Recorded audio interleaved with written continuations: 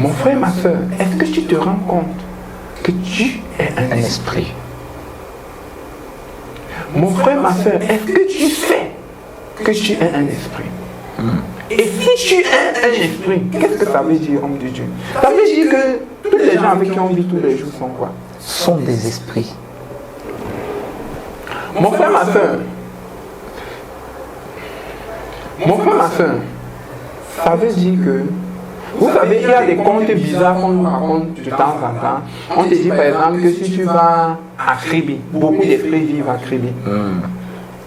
Et ça nous donne l'impression que ces esprits-là vivent seulement à Kribi, ne vivent pas à Douala. Oui, ils ne vivent pas dans un autre pays ou dans une autre région.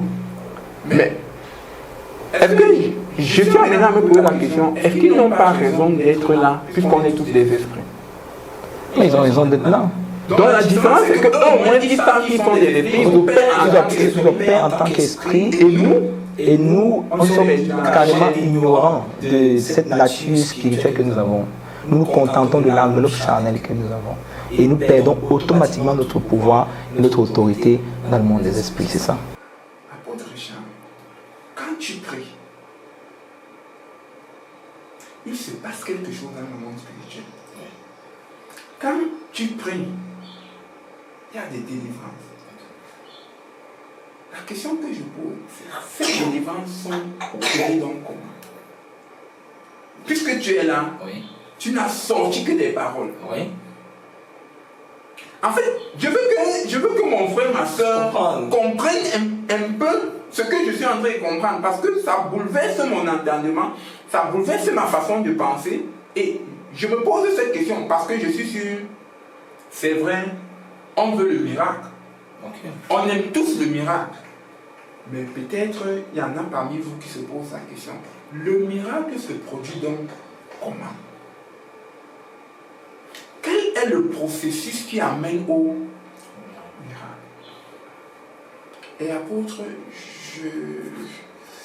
je veux poser cette question.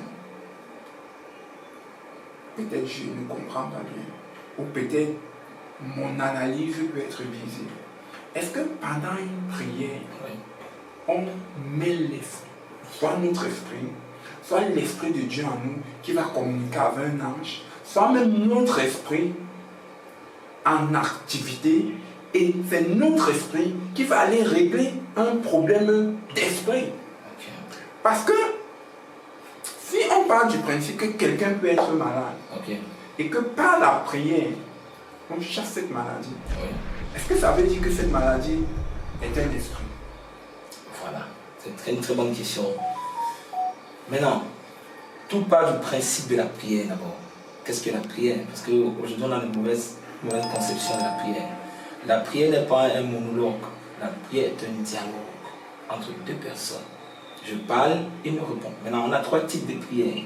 La prière, tout simplement, une prière d'action de grâce. On a la prière de supplication. On a les prières de combat. Dans la dimension de la prière de combat, la Bible déclare qu'il a légué les anges à notre service. Lorsque nous déclarons les paroles, et la Bible dit, bénissez-vous ces anges qui êtes puissants en force et qui exécutez à la voix de sa parole.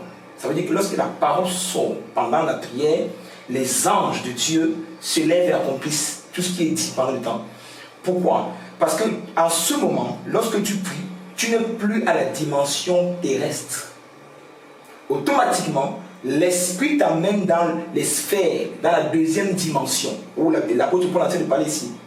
Dans le deuxième ciel, entre la terre et le ciel, c'est ce qu'il a dit ici. Donc, l'esprit automatiquement t'amène où le problème se trouve. Et toute parole que tu relâches en ces temps, tu relâches contre un esprit. Pourquoi? Parce que la maladie que tu voyais là, quand il y a le sida, en fait, c'était un esprit de sida. Pourquoi? Parce que lorsque tu déclares la parole, puisque l'esprit t'amène à la deuxième dimension, tout ce qui se trouve en dimension astrale sont des esprits. Donc c'est pour ça que tu vas voir certaines personnes partir à l'hôpital, il va dire qu'il est malade, on fait un diagnostic médical, on ne voit rien, parce que ce qu'il a, on appelle maladie là, est mis par une force ténébreuse. Même Jésus l'a fait. Lorsqu'il allait au temple, la femme qui était courbée,